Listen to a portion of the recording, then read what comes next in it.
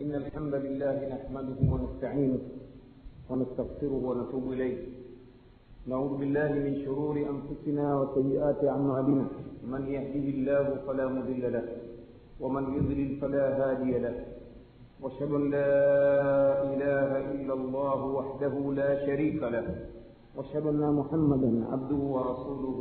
أما بعد، فإن أحسن الحديث كتاب الله، وخير الهدي هدي محمد صلى الله عليه وسلم، وشر الأمور محدثاتها، وكل محدثة بدعة، وكل بدعة ضلالة، وكل ضلالة في النار، فالعياذ بالله من الضلالة ومن النار. Ndugu katika imani, mhadhara wetu wa leo ulishakwisha kupata utangulizi, na mada ya mhadhara wenyewe ilikuwa ni msingi mkubwa wa Kiislamu, au kwa maana nyingine tamko la ilaha illa Allah. Ama kukumbushia huko tulikotoka katika utangulizi, tulizungumzia juu ya lengo la kuumbwa mwanadamu hapa duniani. Tukaona kwamba Mwenyezi Mungu Subhanahu wa Ta'ala amebainisha katika kitabu chake kitukufu kwamba pale aliposema wama khalaqtul jinna wal insa illa liya'budun, hatukuumba majini na watu ila wapate kuniabudu. Na tukaona kwamba hii ndiyo kazi waliokuja nayo mitume wote waliotangulia, kuja kuwafundisha watu kumwabudu Mwenyezi Mungu mmoja peke yake. Tumeona Allah Subhanahu wa Ta'ala anabainisha katika kitabu chake kitukufu pale aliposema walaqad ba'athna fi kulli ummatin rasula an i'budu Allaha wajtanibu at-taghut. Tumetuma katika kila umati mjumbe ili waelimishe watu wamwabudu Mwenyezi Mungu mmoja na wajiepushe na taghut. Na pia tunaona Mwenyezi Mungu Subhanahu wa Ta'ala anamwambia mtume wake juu ya kazi yake hii tukufu ya kufundisha watu ibada, kama ilivyokuja katika sura al-Anbiya. Anamwambia mtume wake Muhammad sallallahu alaihi wasallam, wama arsalna min qablika min rasulin illa nuhi ilayhi annahu la ilaha illa ana fa'budun. Anamwambia hatukutuma kabla yako wewe mjumbe yoyote isipokuwa tunampa wahi aelimishe watu kwamba hapana mola apasaye kuabudiwa kwa haki isipokuwa mimi, hivyo basi niabuduni. Kwa hiyo tunaona kazi tukufu ya mwanzo ambayo ameifanya mitume ni kazi ya kuelimisha watu kumpwekesha Allah Subhanahu wa Ta'ala, au kuelimisha neno la ilaha illa Allah. Na pia tukaona kwamba ni kazi ya mitume wa mitume, maambassadors wa mitume ambao waliwatuma katika nchi mbalimbali. Tumeona kwamba waliwafundisha waelimishe watu neno la kwanza la ilaha illa Allah. Ndio pale tulipopata mfano wa mtume wetu Muhammad sallallahu alaihi wasallam alipomtuma sahaba mtukufu Muadh ibn Jabal radhiyallahu anhu kumtuma katika nchi ya Yemen, akamwambia innaka taqdimu ala qaumin min ahli alkitab, wewe unaendea watu katika ahli alkitab. Kwa hiyo akamwambia faliyakun awwal ma tad'uhum ilayhi shahadatu an la ilaha illa Allah. Unawaendea watu wa kitabu. Watu wa kitabu ni watu washirikina, manasara, mayahudi, ni watu ambao hawakumwamini Mwenyezi Mungu mmoja peke yake. Kwa hiyo liwe neno la mwanzo ambalo utaelimisha watu ni la ilaha illa Allah. Uelimishe wampwekeshe Mwenyezi Mungu mmoja, kama ilivyokuja katika riwaya nyingine ayuwahidullah, wampwekeshe Mwenyezi Mungu mmoja peke yake. Halafu wakilijua hilo, mtume anamwambia basi waelimishe kwamba Mwenyezi Mungu amewafaradhishia sala 5, na kama wakilijua hilo basi waelimishe kwamba Mwenyezi Mungu amewafaradhishia sadaka. Kuna hikma ya da'wa wanaita wanachuoni at-tadarruj. Kila jambo kuelimishwa kwa munasaba na hali waliokuwa nayo watu. Ukiwaendea washirikina, basi somo la kwanza unatakiwa wasomeshe ni tauhid. Somo la kwanza ni tauhid. halafu wakishajua tauhidi ndio waeleze ile misingi mikubwa iliyobakia ya dini, swala, funga, hija na mengineyo. Kwa hiyo Muadhi walillahi alhamdu, kama ilivyokuwa mitume wengine wa mitume, kwa maana wajumbe wa mitume walifanya hii kazi tukufu walillahi alhamdu. Na Muadhi katika muda wa kipindi cha kifupi tu alichokaa Madina kule Yemen, aliweza kuwaingiza watu katika tauhidi, katika dini ya Mwenyezi Mungu ambayo ni ya kumpokesha Allah subhanahu wa ta'ala. Vile vile katika utangulizi tuliona kwamba neno ibada maana yake ni utumishi, na pale ambapo Mwenyezi Mungu aliposema wa'budu Allaha wa la tushriku bihi shay'a, muabuduni Mwenyezi Mungu mmoja na wala msimshirikishe na chochote, maana yake mtumikieni yeye tu peke yake, wala msimshirikishe katika utumishi na mwingine. Hii ni maana ya haraka tuliona katika lugha ya Kiarabu, kwa maana yetu ya Kiswahili. Kumtumikia Allah peke yake ni amri, tumeona ni amri katika amri kubwa. A'zamu ma amara Allah bihi at-tauhid au ibadatullah. Jambo la kwanza kubwa kabisa aliloamrisha Mwenyezi Mungu ni tauhidi, kumpwekesha Mwenyezi Mungu mmoja peke yake. Halafu a'zamu ma naha anhu ash-shirk, na jambo kubwa kabisa alilolikataza ni ushirikina. Kwa amri hii Mwenyezi Mungu subhanahu wa ta'ala alitoa. Kwa hiyo neno ibada kwa maana ya haraka ni utumishi. Mwenyezi Mungu anatakiwa atumikiwe yeye peke yake, na kwamba sote sisi ni watwana wake. Tukaelezea maana ya neno Abdullah, na kwamba ni jina ambalo Mtume anasema ni bora mbele ya Mwenyezi Mungu, ni kipenzi mbele ya Allah, jina la Abdullah. Kwa nini? Ndilo ambalo linaelezea wazi juu ya utwana wa mwanadamu mbele ya Mola wake. Abdullah, mtumwa wa Allah, sifa hasa ya mwanadamu ambaye anatakiwa awe nayo, kumwabudu Mwenyezi Mungu mmoja peke yake. Kwa hiyo ukiitwa Abdullah, ole wako huwa una mabwana zaidi ya Allah subhanahu wa ta'ala. Wewe ni mtwana wa Allah, bali sote ni ibadullah, ni watwana wa Allah subhanahu wa ta'ala. Kwa hiyo hii ni tafsiri tumesema ibada tuliona katika darasa lililopita. Ama maana pana ambayo wanachuoni wameitoa juu ya neno ibada, wamesema kwamba ni jina lenye kukusanya kila analolipenda Mwenyezi Mungu na kuliridhia. Kila analolipenda Mwenyezi Mungu na kuliridhia, iwe ni kauli au matendo yetu ya dhahiri na ya siri, yote haya yamehesabiwa ni ibada. Tukaelezea pia kwamba tafsiri ya ibada kwanza watu walikosea tafsiri yake. Hata masahaba walichukulia kwa maana finyu kwamba ibada ni mambo ya swala, funga, hija na zaka basi. Ama mambo mengine ambayo Mwenyezi Mungu pia anayaridhia hawakuhesabu kama ni ibada. Ndio maana wakawa wengine wakafikiria, wakaazimia kuacha kuoa kwa kuona kwamba eti kuoa kunawaharibia ibada zao. Mtume akakosoa tafsiri hii, akawaambia kwamba kuoa nako ni ibada, na yeyote ambaye atakwenda kinyume na mwenendo wangu huu ambao mimi ninaufanya, ninaoa wanawake, basi amefika katika sisi katika jumla ya ibada zetu tunazifanya kuoa, tendo la ndoa, jimaa, mtu anomfanyia mkewe halali, pia tumeona ni ibada, na tukaona kwamba ina namna yake ya kuitekeleza ibada hii. Tukaona katika muhadhara au tangulizi uliopita kwamba mtu anatakiwa kumwingilia mkewe, Mtume anasema simuingilie kama vile mnyama anapomuingilia mnyama mwenzi. Lazima asize naye kwanza, fanyie mudaaba, halafu akiwa ameshafikia hatua ya kumwingilia mkewe, basi aseme bismillah, Allahumma jannibish shaytan wa jannibish shaytan ma razaqtana. Ni katika jumla ya mafundisho aliyofundisha Mtume sallallahu alaihi wasallam ya kutekeleza ibada hii. Kwa hiyo ibada ina maana pana, kila analolipenda Mwenyezi Mungu subhanahu wa ta'ala na kuliridhia.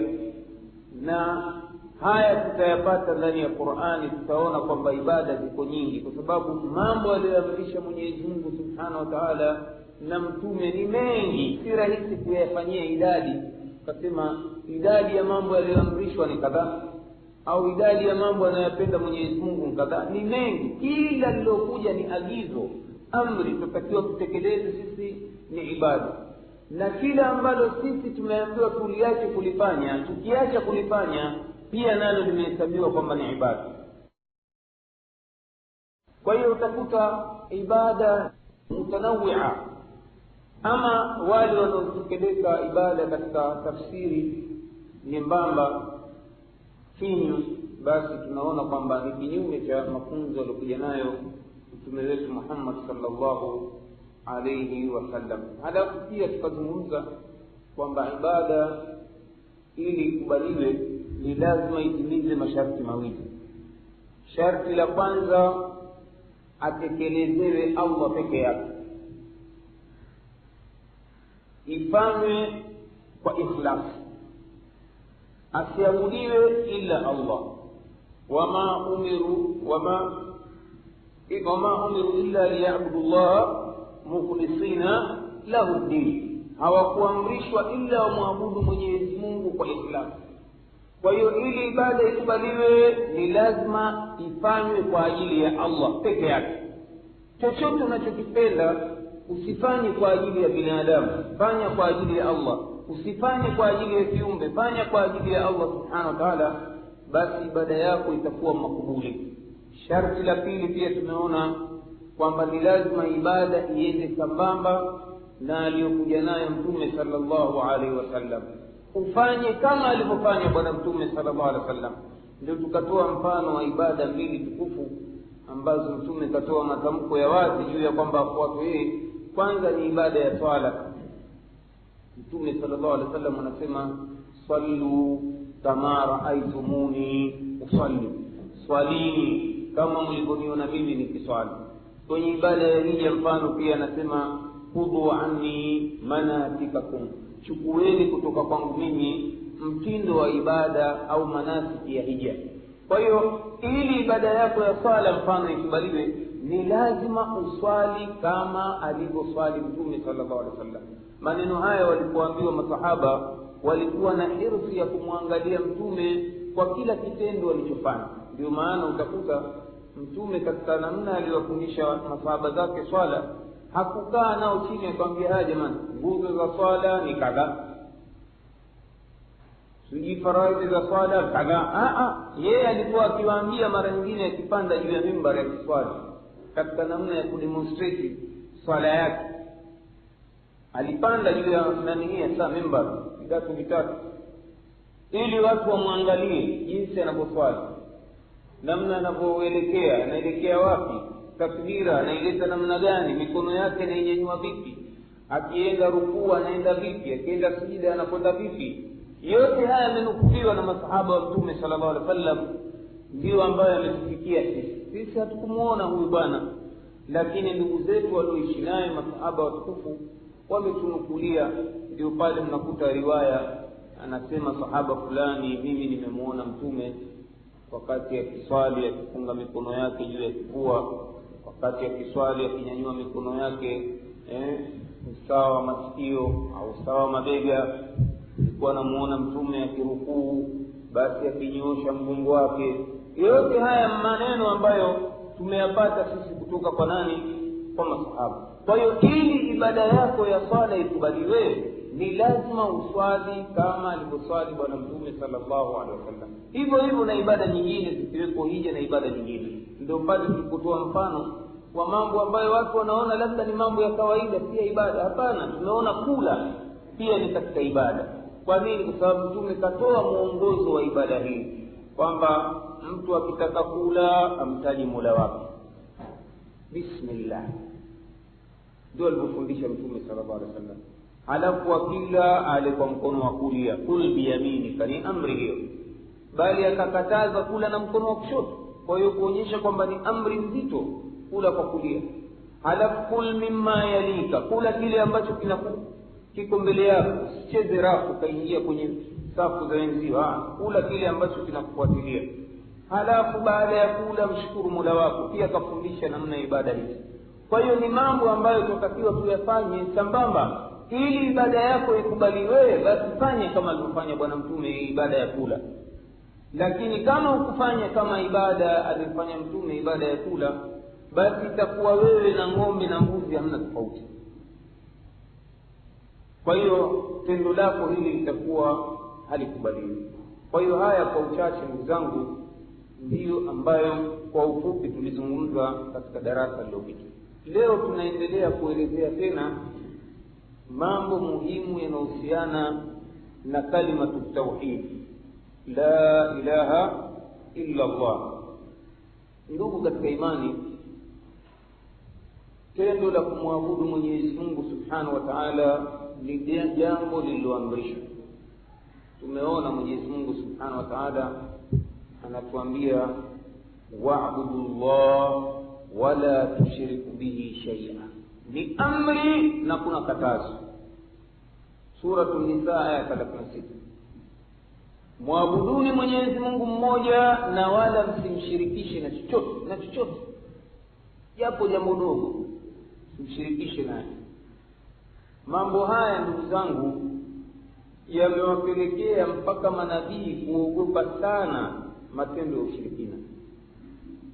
Kwa nini? Kwa sababu tutaona inshallah baadaye kidogo katika jumla ya hasara inayomfika mtu mshirikina ni matendo yake mema yote kuwa hayaingizi katika mizani ya matendo yake mema. Mema yake yote aliyofanya yanakwenda rijojo, hayakubaliki. Kwa nini? Kwa sababu kafanya mema kachanganya na shirki ndani yake. Kwa hiyo akifika siku ya kiyama akuta hana kitu. Kwa nini? Kafa mshirikina. Kwa hiyo jambo hili limewafanya manabii nao kuogopa sana matendo ya ushirikina. Angalia mfano wa Nabii Ibrahim alayhi salam katika sura Ibrahim aya 35. Mwenyezi Mungu anataja habari za matamko ya Nabii Ibrahim pale aliposema wa idh qala Ibrahim rabb ij'al hadha albalada amina wajnubni wa baniya an na'budu al-asnama. Kumbuka, anaambiwa mtume na sisi Waislamu, Ibrahimu alipomwambia Mola wake, ewe Mola wangu jalia mji huu, yani mji wa Makka, uwe ni mji ambao wenye amani, na vile vile uniepushe mimi na wanangu tusije tukaabudu masanamu, shirki. Hofu haikuwa kwa watu wake tu Ibrahimu, kwa nafsi yake. Mwanadamu aweza akafanya matendo ya ushirikina. Kwa hiyo anamuomba Mola wake usaidizi, ewe Mola wangu nisaidie niwe mbali na matendo ya ushirikina mimi na wanangu. Haya, huyu ni nabii ambaye sisi twasema msimamo wa Ahlus Sunna, manabii ni maasumina, wamekingwa kufanya makosa makubwa kubwa yakiwemo matendo ya ushirikina. Nayo yote haya yamempelekea Ibrahimu bado kuogopa asije ataingia katika balaa la ushirikina. Wajnubni wa baniya an na'budu al-asnama, ndio ushirikina uliozagaza mazaki. Baba yake alikuwa ndio muhunzi wa masanamu. Azara alikuwa akiyauza, kiyachonga na kuyauza, na akafikisha da'wa kwa baba yake, lakini matokeo yake baba anamfukuza mwanae nyumbani, anambia wahjurni maliya, toka bali toka kabisa. Kwa hiyo ni jambo alilihofia yeye Ibrahimu alayhi salam, yeye na wanawe. Seuze sisi ambao si manabii, ni watu wa kawaida, tuko katika hatari ya kupambana na aina nyingi za makosa, likiwepo kosa la ushirikina. Tungelipaswa saa zote maombi yetu yaelekezwe kwa Mola wetu kumuomba Allah Subhanahu wa Ta'ala atuweke mbali na matendo ya ushirikina kwa ujumla. Ee Mwenyezi Mungu tuepushe na matendo ya ushirikina. Vile vile mtume anatoa hadhari kwa umati wake juu ya hii dhambi ya ushirikina. Katika hadithi iliyopokewa na Ibn Mas'ud radhiyallahu anhu anasema, yeye alimwambia mtume, ya Rasulullah, ayu dhanbin a'zam inda Allah? qala an taj'ala lillahi nidda wa huwa khalaqaka. Ewe mjumbe wa Mwenyezi Mungu, ni dhambi gani kubwa mbele ya Mola? Mtume akasema ni wewe kumjalia Mwenyezi Mungu kuwa na mwenza sawa sawa, wakati yeye amekuumba wewe. Kumjalia Mwenyezi Mungu kuwa na mwenziwe katika sifa zake, wakati yeye ndiye aliyeumba. Kwa maana nyingine, wewe kumjalia Mungu na mwanadamu, au wewe kumjalia Mwenyezi Mungu na kiumbe kuwa sawa sawa, kwamba Mungu anastahili heshima na huyu naye anastahili heshima sawa na Mola. Mungu anastahili kutiiwa peke yake, wewe mjalia huyu naye anastahili kutiiwa sawa na Mola. Mungu anastahili kupendwa mapenzi makubwa yeye peke yake, wewe kumjalia kiumbe kuwa mpenda kama vile Mwenyezi Mungu au zaidi ya Mwenyezi Mungu. Haya yote yanaitwa matendo ushirikina. Anasema hii mtume itakuwa dhambi kubwa. Kuna ukweli pia dhambi hii inaitwa ni dhulmun adhim, ni dhulma kubwa, kwa sababu neno dhulma tafsiri ya lugha ya Kiarabu anasema ni kukiweka kitu mahala ambapo sio pake. Ukiiba unaambiwa umedhulumu. Kwa sababu gani? Umetoa pesa kwenye mfuko wa mwenzio bila idhini yake, ukaitia kwenye mfuko wako, umedhulumu. Kwa hiyo angalia neno hili alivyolitumia mja mwema wa Mwenyezi Mungu Luqman. idh qala Luqmanu libnihi wa huwa ya'idhuhu ya bunayya la tushrik billah inna ash-shirka la dhulmun adhim. Kumbuka Luqmani alipokuwa akimwambia mwanawe katika hali ya kwamba anampa mauidha, kuonyesha kama maneno akimwambia mara kwa mara haya: ewe mwanangu, usimshirikishe Mwenyezi Mungu, hakika shirki ni dhulma kubwa. Dhulma ni kukiweka kitu mahala sipaki.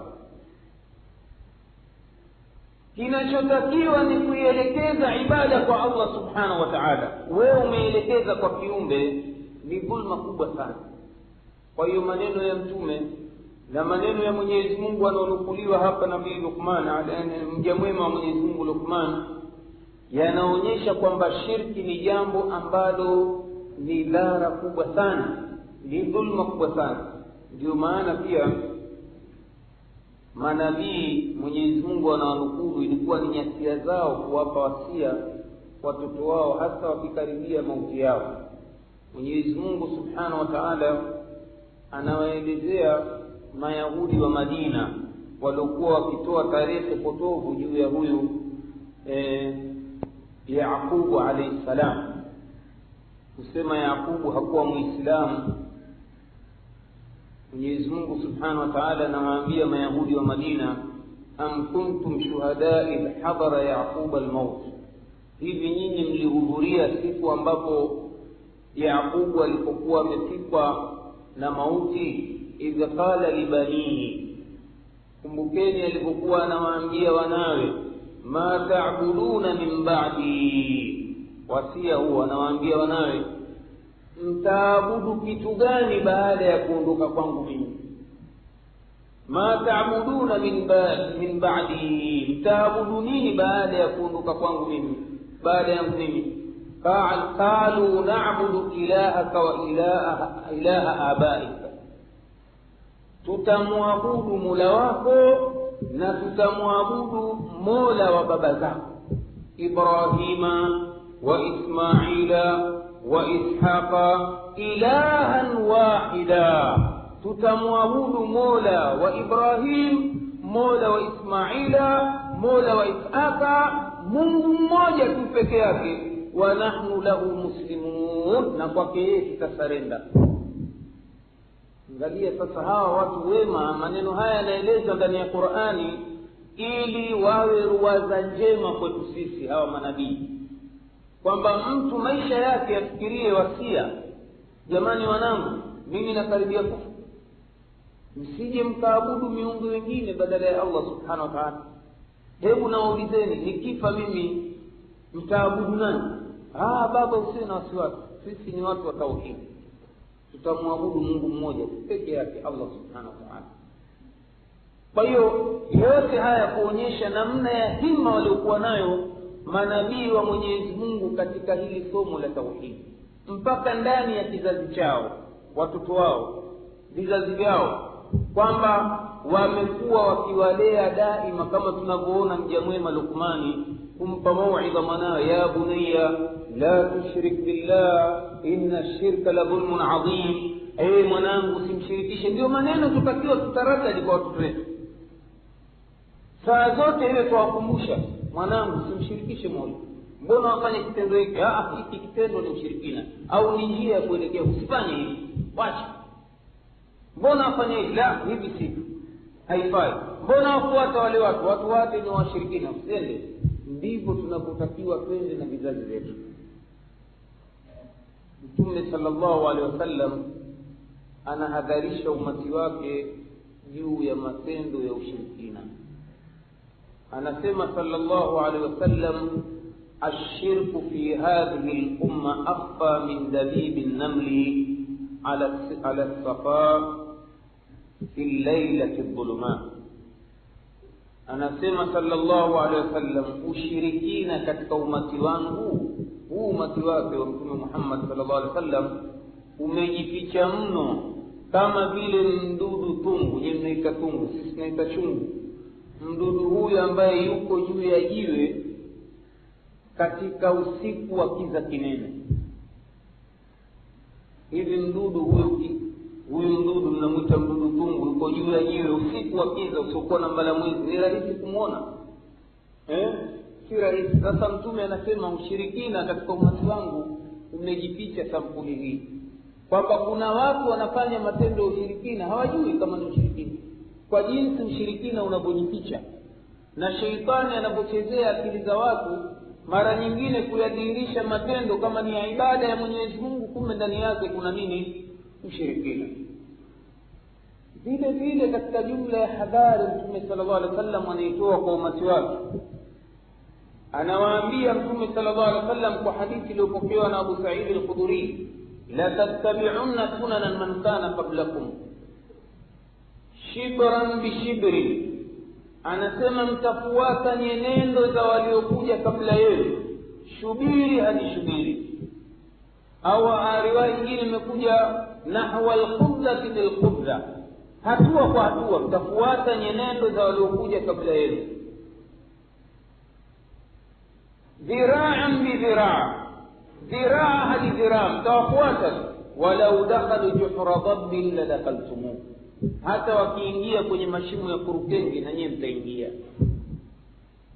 Masahaba wakamuuliza, qulna ya Rasulullah al-yahuda wan-nasara, faqala faman idhan, je, hao watu ambao tutawafuata sisi hatua kwa hatua hata wakiingia mashimo ya kurukenge ni nani hao? Je, ni Mayahudi na Manasara? Mtume asema ni nani zaidi ya hao? Yote haya ni kuhadharisha umati wake wasije wakafuata nyenendo za watu waliopita, matendo ya ushirikina, matendo ya uzushi katika dini. Na kweli Mtume sallallahu alaihi wasallam, mbali ya hadhari zote hizi, tunaona tena anasema sallallahu alaihi wasallam, la taquma as-sa'a hatta talhaqu fi'amun min ummati bil mushrikina, wa fi riwayatin hatta ta'buda fi'aman min ummati al-awthan, hatta ta'buda al-awthan fi'aman min ummati. Anasema hakutosimama kiyama mpaka makundi mengi katika umati wangu yatakapojiunga na washirikina, mpaka makundi mengi katika umati wangu yatakapoabudu tena mizimu. Yote haya ni ile hirsi aliyokuwa nayo Mtume juu yetu, harisun alaikum bilmu'minina raufur rahim, pupa ya Mtume ya kutaka sisi tuongoke. Kwa hiyo anawahadharisha umati wake juu ya matendo ya ushirikina, jambo ambalo pamoja na hadhari aliyoitoa, leo Waislamu wamerudi upya katika matendo ya ushirikina, matendo ya kuabudu masanamu, matendo ya kuabudu miti, matendo ya kuabudu mawe, matendo ya kuabudu wanadamu, matendo ya kuabudu hawa za nafsi, yote haya yamerudi tena katika zama zetu.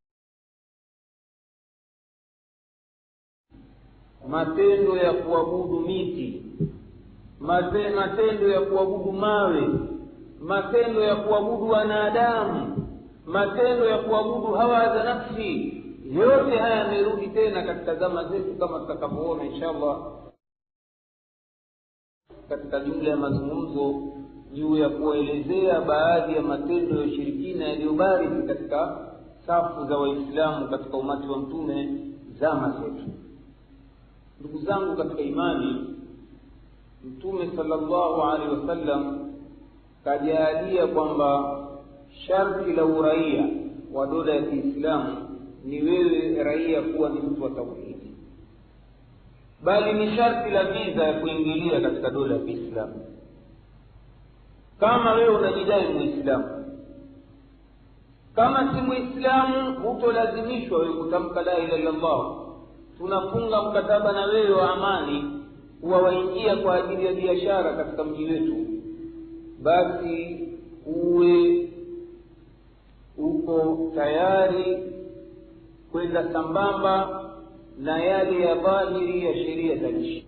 Ama yote anaingia anagura kutoka mji hadi mji mwingine akadai kwamba Muislamu, sharti la kuingia katika dola ya Kiislamu basi awe si mshirikina.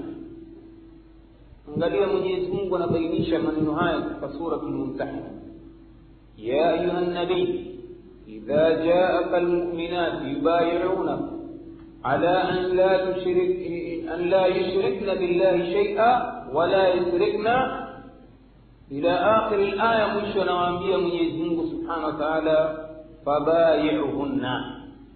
Mwenyezi Mungu anamwambia Mtume, wakikujia wanawake waliogura kutoka Maka kuja Madina katika sifa ya kwamba wao ni waumini, wakawa wanataka wakuunge mkono wewe, kwamba wako tayari kukutii na kuishi katika dola ya Kiislamu kwa amani, basi sharti wasimshirikishe Mwenyezi Mungu na chochote, wala wasiibe wala wasizini. Wakikubali hilo, basi kubali kuwaunga mkono,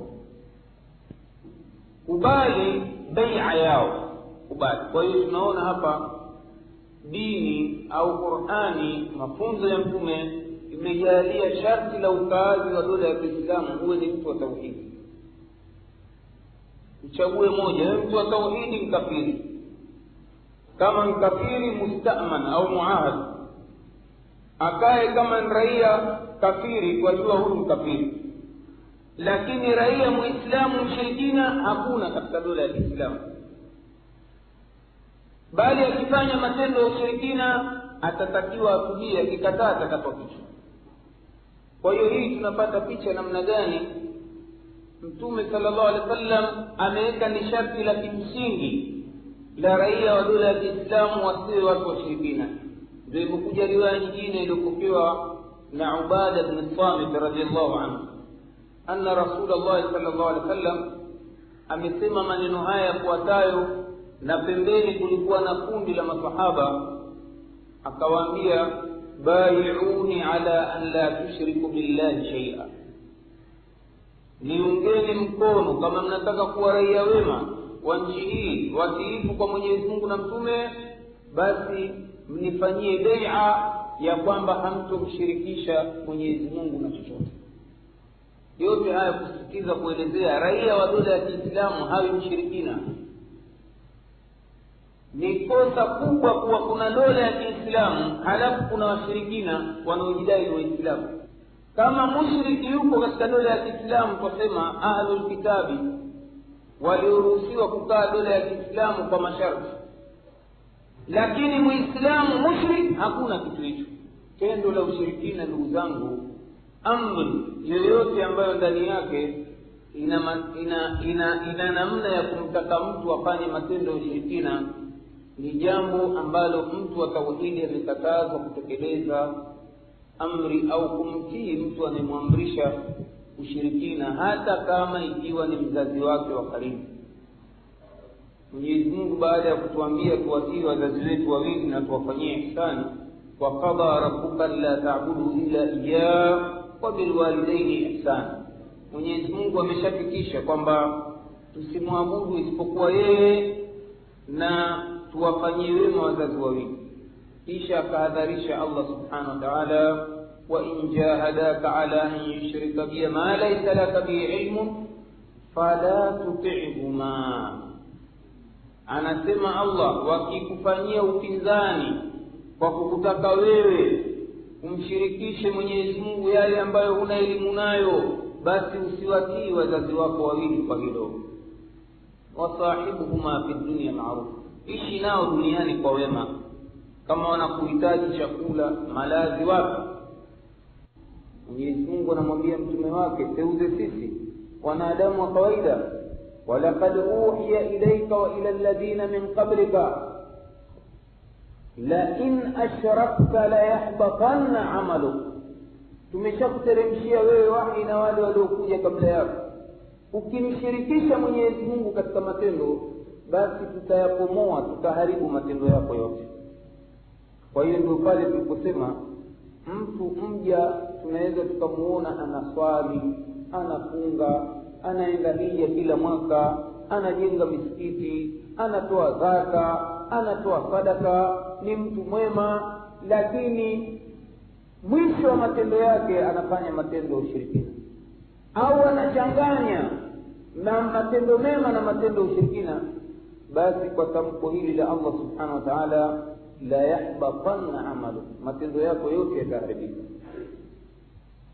bali mtu huyu ataadhibiwa na kukaa motoni milele. Mwenyezi Mungu anasema, innahu man yushrik billahi faqad harrama Allahu alayhi aljanna wa ma'awahu an-nar. Hakika kabisa mwenye kumshirikisha Mwenyezi Mungu atakuwa ameharamishiwa kuingia peponi na makazi yake yatakuwa moto kwa tendo la ushirikina. Vile vile atakuwa anaishi kwa hofu duniani mushrik, mbali ya adhabu ya Mwenyezi Mungu akhira. Kwa matendo yake ya ushirikina atakuwa siku zote hapa duniani anaishi katika hali ya ru'b. Mwenyezi Mungu anasema, sanulqi fi qulubi alladhina kafaru ar-ru'ba bima ashraku billahi, tutawatia wale ambao wamekufuru ru'b, hofu maisha duniani mwao. Kwa nini? Kwa yale matendo yao ya ushirikina. Kwa hiyo mushriki siku zote anakuwa na hofu. Ndio pale tunaposema kwa haya matukio ya ulimwengu, makafiri leo wakiona waislamu na ndevu tu hofu. Hofu. Ni juzi tumepita boda hapa, wapita immigration, watu wote pasipoti zao mara moja gongwa mihuri hao, lakini pasipoti zetu zaangaliwa zaidi ya mara 10 na nyuso. Ru'b, hofu. Kwa nini? Leo imekuwa ndevu pia kisha toto tunaita kule Kenya, ndevu peke yake. Msidhania haya mambo ni nini, ni haya aliyoeleza Mwenyezi Mungu subhanahu. Mtu ukiwa mushriki utaishi kwa hofu. Kwa nini? Kwa sababu huna tegemezi, huna mlinzi madhubuti. Lakini mtu wa tauhidi mlinzi wake Allah subhanahu wa ta'ala. Kwa hiyo hababaiki na vitisho. Ukimtishia kuua kwambia naam, huwezi kuniua wewe shekhe, illa ma kataba Allahu alaina, ila kama Mungu katuandikia kufa mikononi mwako, basi tutakufa. Na ukiniua ujue umeniua shahidi, nitakuwa huwezi kuniua ila kama Mungu kaandika nife nitakufa. Tauhidi. Lakini shirikina nitakuwa ndio kachanganya. Unaona? Kwa nini? Kwa sababu haamini kwamba Mungu ndio yenye kuandika mauti, Mungu ndio kila kaandika sababu za mauti. Hofu. Kwa hiyo ukiwa ni mshirikina, basi hapa duniani moja ya adhabu Mungu akupa roho, hofu. Ndio pale Mwenyezi Mungu alipowasikia waumini wa tauhidi katika jumla ya sifa zao wanasema alladhina amanu wa lam yalbisu imanahum bidhulmi ulaika lahumul amn, wale ambao wamemwamini Mwenyezi Mungu, watu wa tauhidi, halafu hawakuivisha imani yao na matendo ya ushirikina, ulaika lahumul amn, hao ndio ambao wenye utulivu, amani, nyoyo zao zinaimarika, zimetulia, miji yao imetulia. Na isitoshe pia na huko akhera watapata utulivu mkubwa kabisa wa wao kuingizwa katika nyumba ya amani, pepo.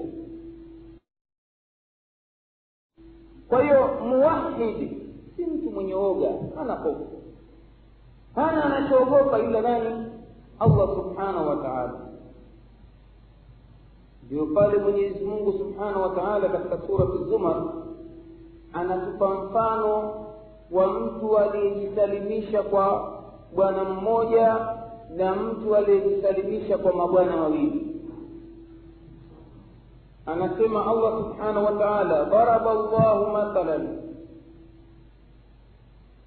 Mwenyezi Mungu anatoa mfano, rajulan fihi shuraka mutashakisuna, mfano wa watu ambao wana mabosi wa zaidi ya mmoja, tena wamegombana.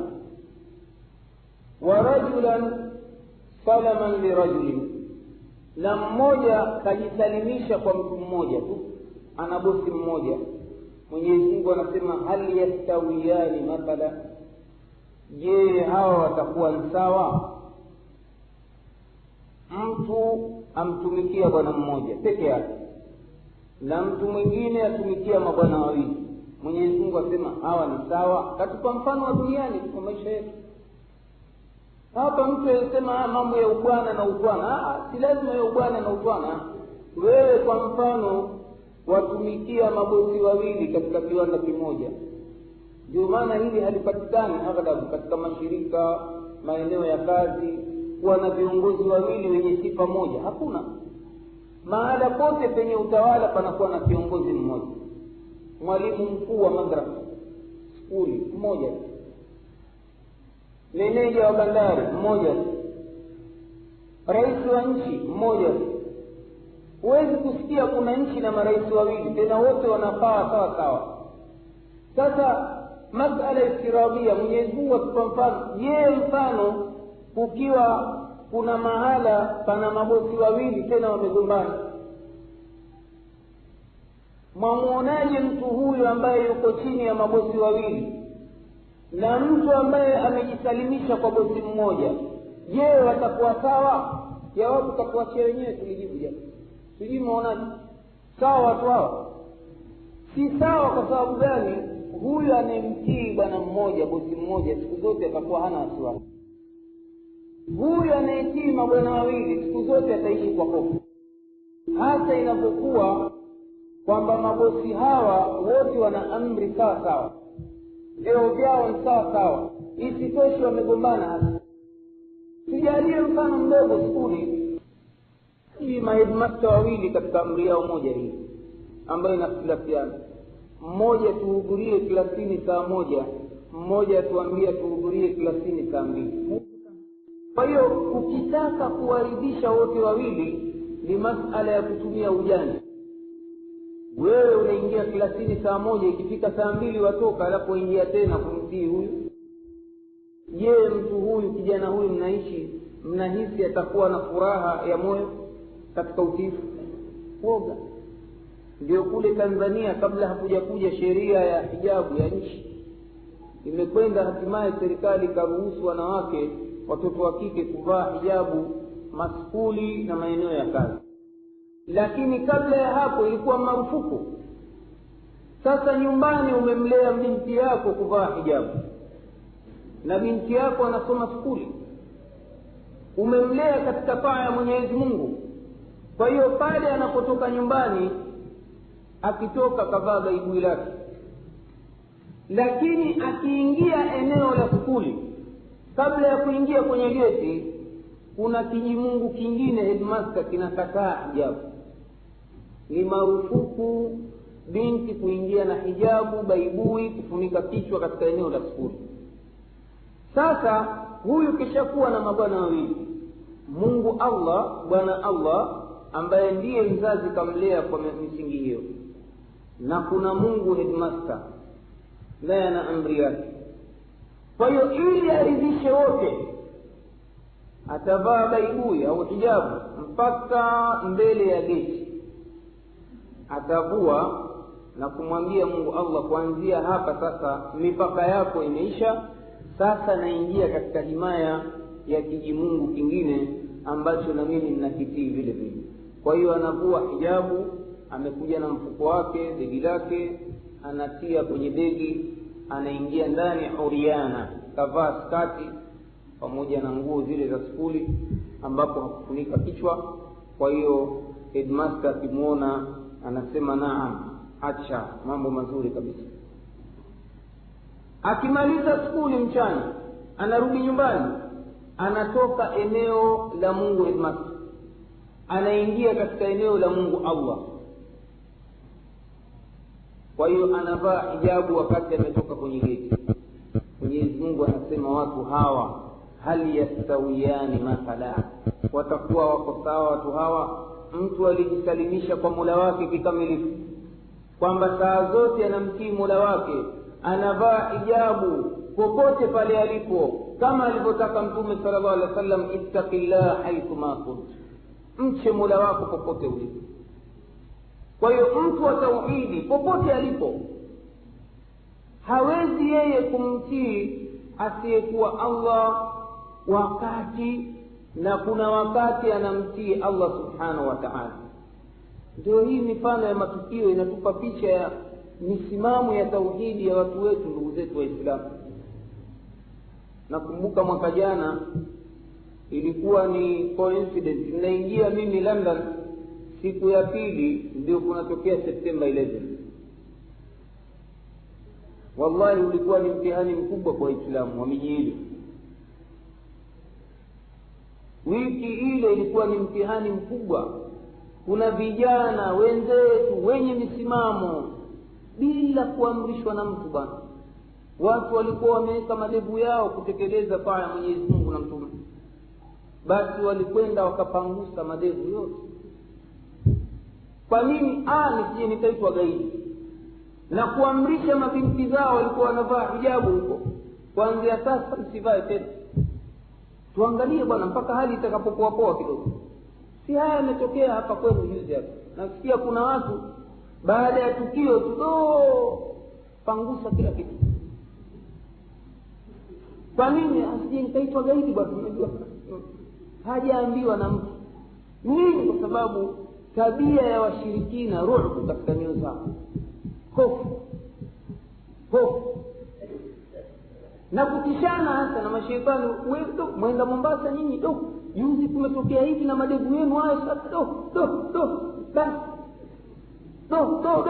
mara kweli umeingia mtegoni tayari balbu. Unaona kwa nini? Kwa sababu tabia ya washirikina Mwenyezi Mungu anabainisha kuwatia hofu. Kwa nini? Kwa sababu hawana mlinzi madhubuti Allah subhanahu. Yeyote atakayekuja mbele yake anawatisha, basi wanatishika. Kwa hiyo haya ni baadhi ya madhara, ndugu zangu, ambayo yanapatikana katika matendo ya ushirikina. Hapa katika muhadhara huu tutajaribu kuangalia hivi sasa baadhi ya matendo ya ushirikina ambayo yamezagaa mno katika safu za Waislamu leo, kwa lengo la kujihadharisha nayo kama alivyotuhadharisha Mtume sallallahu alaihi wasallam.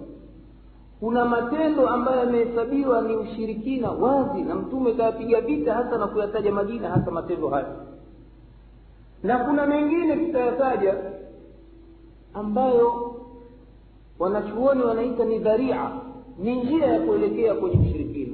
Pia Mtume sallallahu alaihi wasallam katika kuilinda tauhidi katuhadharisha nayo kwamba haya mkiyafanya basi mtaelekea kwenye ushirikina. Kwa hiyo msiyafanye. Yenyewe si ushirikina, lakini ni njia ya kuelekea kwenye ushirikina. Katika jumla, ndugu zangu, ya matendo ambayo yameenea sana katika safu za Waislamu hasa mwetu humu Afrika Mashariki ni matendo mfano ya kupiga ramli. Matendo ya kupiga ramli ule kwetu, asilimia karibu 90 tutasema ya harusi zinazofungwa hazifungwi ila upande wa mke au mume kwenda kwa mganga na kuangalia bao na kutunga siku ya ndoa. Bali wengine ni walimu wa madaris wapigia ramli waoaji au waolewaji kuangalia siku nzuri ya kuoa. Wenyewe waita ni x-ray hiyo pia. Ukiwauliza kwambia mbona nyie mwenda x-ray hospitali? Hii pia ni x-ray bwana. Kwamba mtu anakwenda anatoa jina lake na mke, halafu ikawa yaangaliwa wewe siku hii unaotaka kuoa ni nzuri ni mbaya. Kwa hiyo piga bao lake pale nyota na nini, nyota hii haikusimama hapa siku hii, itakuwa ni mbaya. Siku hiyo wewe ukimwoa mkeo huyu ni siku mbaya. Ukishikilia wataka lazima uoe siku hiyo, atakwambia sawa basi nitakugeuzia mambo mimi, lakini hili jina ambalo unalitumia wewe waitwa nani kwani Muhammad? Tutatumia jina jingine ili siku hii iwe nzuri. Tusitumie jina lako Muhammad. Tukuiteje? Wataka tukuiteje? Niangalie mwalimu jina lote. Mwanyiro. Sawa? Mwanyiro. Basi kweli siku hiyo mwalimu afungisha ndoa, uzawijuka ya Mwanyiro. Naam, labbaika. Wakati aitwa Muhammad. Kwa nini? Ili nini? Ile saa ya ndoa iende sambamba na mtazamio ule aliotazama. Haya matendo jamani twende nayo. Na watu wengine wanaona madogo wala hayakemei, na wale wenye kuyakemea walaumiwa nini nani bwana, mambo madogo dogo haya, sisi tuna matatizo la Wakristo bwana, ninyi mko muingilia mambo haya madogo dogo bwana. Hapana, haya maafa makubwa haya jamani, simama madogo. Kwa sababu Mtume sallallahu alaihi wasallam katika riwaya sahihi anasema man ata arrafa fasaddaqahu bima yaqulu faqad kafara bima unzila ala Muhammad. Mwenye kumwendea mpiga ramli akamwamini juu ya yale ambayo ameyasema, basi amekufuru aliyoteremshiwa Muhammad. Kwa sababu katika jumla aliyoteremshiwa Muhammad ni kwamba hakuna mwanadamu ambaye anajua yaliyofichikamana, hakuna. Wala hakuna nafsi yoyote inayojua itakufa wapi. Ni mambo ya ghaibu ambayo anayajua Mwenyezi Mungu. Vipi yule mtu umpe jina la mkeo na wewe akwambia hii ndoa ikifungwa siku fulani basi ndoa itaharibika na ukizaa mtoto atakufa, biashara zako zitaharibika? Si mambo ya kesho haya. Wakati Mwenyezi Mungu anakanusha hakuna nafsi, wama tadri nafsun madha taksibu ghada, haijui nafsi kitakachochuma kesho. Nafsi yoyote hata ya mtume pia hakuwa akijua. Anaambiwa aseme Muhammad, lau kuntu a'lamu al-ghaiba lastakthartu min al-khair wama massani as-su. Lau kama ningelikuwa najua ya ghaibu basi ningezidisha kheri wala isingenifika mimi shari tabu. Lau kama mtume anajua angekwenda Taifa, angepigwa mawe mpaka akatolewa damu, angekwenda? Hajui. Lau kama angejua akishiriki vitani atakwenda vunjwa jiwe nani jino lake au meno yake, angekwenda kapigana? Angechagua siku nzuri za hii leo mimi sitopata matatizo. Lakini mtume hajui yaliyofichikamana. Kwa hiyo haya maradhi katika maradhi ya ushirikina tunayo jamani. Kuna watu wanaishi kazi zao hizo, wametoka matumbo kula mali za watu kwa dhulma. Waganga wakubwa piga maramli, ima kwa kutumia nyota au kutumia mashaitani kuwapa ilmu za ghaibu, urongo mtupu. Haya katika matendo yamenitashiri, yameenea katika zama zetu. Kwa hiyo ilikuwa lazima tuwasaidie ndugu zetu kuwaokoa na majanga haya, ili tupate kuwa na raia wema wa dola ya Kiislamu ambao tuwaitaraji. Ndio pale tunapoambia ndugu zetu kwamba nyinyi matoa da'wa kuwalingania watu kusimamisha ukhalifa. Hatukhtilafiane juu ya hilo kwamba ukhalifa ni jambo muhimu. Lakini nani atakuwa raia wa dola ya Kiislamu? Hawa wapiga ramli hao? Hawa wanaokwenda wanaokwenda kuabudu mizimu na miti, hawa ndio raia wa dola ya Kiislamu. Kwa hiyo ile rai kwamba eti ukisimama ukhalifa mambo yote yataondoka, si njia za mitume hizi. Kwani katika Qur'ani ni manabii wangapi walikuwa wakhalifa? Kwa idadi wachache sana. Katika manabii kemkem waliotajwa ndani ya Qur'ani ni Nabii Daudi, Nabii Suleimani na Mtume Muhammad sallallahu alaihi wasallam. Albaquna wote wamelingania watu aqida, tauhid. Kwa nini? Kwa sababu haikuwa lengo lao mama ni kusimamisha dola. Lengo lao mama ni kusafisha shirki, kuondoa shirki. Na dola ni sehemu ya nani hii, ya wasila, ya njia. Lakini hili ndio ghaya. Iwe tuna watu washirikina, wapiga ramli, waabudu miti, mawe, waabudu binadamu wenzao, sisi iwe tusema makosa kuwalingania watu hapa. Yamefikia vijana kuwatukana mashehe wenye kulingania da'wa hii. Hawa wanaleta ikhtilafu bwana. Sasa ni zama za ukhalifa, tusimamishe ukhalifa. Kwa hiyo mnaona hadithi za Mtume kwamba raia wake wote anataka wawe watu wa tauhid. Sharti la msingi, sijidai wewe Muislamu ila ni mtu wa tauhid. Ndio panaingia katika masala ya ushirikina tatayur. Tatayur ni itikadi waliokuwa nayo watu wengi katika Waislamu, hasa muumini. Tatayur jamaa nini? Ni itikadi ya nuhusi. Itikadi ya nuhusi ni nini? Kwamba mimi sifanyi jambo siku fulani kwa sababu hii siku ni mbaya, ina nuhusi. Sifanyi jambo leo kwa sababu nimekutana na fulani, ni nuhusi huyu. Sifanyi jambo kwa sababu nimeonana na mnyama fulani juu ya paa la nyumba yangu, ni nuhusi, sifanyi leo, utaingia msiba leo. Ni mambo watu wanayo jama leo, yamejaa katika safu za waumini itikadi za tatayur. Wakati Mtume anasema at-tiyaratu shirkun, at-tiyaratu shirkun, at-tiyaratu shirkun. Tiyara, itikadi ya unuhusi ni ushirikina, itikadi ya unuhusi ni ushirikina, itikadi ya unuhusi ni ushirikina. Sijui hapa Mombasa kule kwetu Tanga kuna mwezi watu hawaoani kabisa. Kuna mwezi mfungo nane, sijui mfungo gani, sijui hapa Mombasa yapo mambo haya. Husikiwe sherehe kabisa. Kwa nini? Wambua bwana huu mwezi ni wa balaa. Ukioa basi ndoa yako itavurugika. Na mwenye kufanya ndoa siku hiyo basi ambua hawa ni wale watu wa sunna, hawa wajifanya hawaogopi hawa. Lakini sisi tafutia balaa kazi gani? Kana kwamba eti hiyo miezi yao ambayo wakioa hawapati na mabalaa. Bali kinyume chake tuwaona hiyo miezi wanayoa hao wakaacha ile ambayo wanaita ni nuhusi, ndoa wala hazidumu. Kwa nini? Hazikubarikiwa. Mtu anaoa leo kesho aache. Wewe ulichagua mwezi ukauita mzuri, mbona leo tena ndoa yako haikudumu hata siku tatu? Wanajenga itikadi kabisa. Bali kuna watu wanakataa kuoa koo fulani, wanasema hizi zimeumbwa na nuhusi. Ule Tanga kuna ndugu zetu wa kabila la Kibondei, kuna koo inaitwa Mlango wa Nane. Basi maskini wasichana hukaa wakadorora mpaka miaka 40-50 hawaolewi. Kwa nini? Mtu waogopa kuingia koo ile, asema ukioa tu wewe, kama una magari ataungua moto, kama ni mtoto atakufa, kama ni wewe mwenyewe utakufa. Basi Muislamu huyo anaitakidi itikadi hiyo na anaacha ku hayamu jamaa. Sijui mwenu kama labda tauhidi imepamba moto sana kwamba hamna, lakini nazungumzia ile ya kwetu tulionayo. Tiyara, kwamba kaja katua ndege juu ya paa la nyumba yake asubuhi,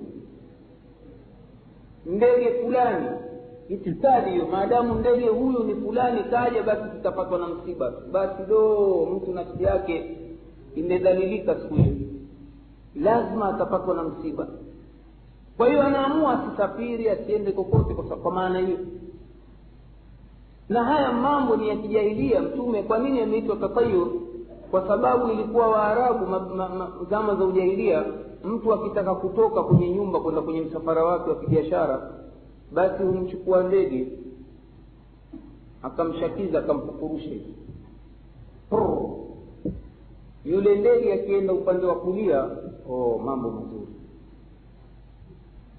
Unaona, anakuwa na amali, matarajio mazuri kabisa, mambo mazuri.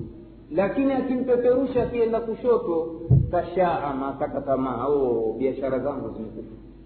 Ni mambo yalikuwepo zama za Mtume na mpaka leo yapo. Kulikuwa na mwezi unaitwa Safar, mwezi wa Kiislamu. Sasa mwezi wa Safar walikuwa na itikadi wa Arabu, mwezi wa Safari hakusafiriwi wala hakufanyi lolote.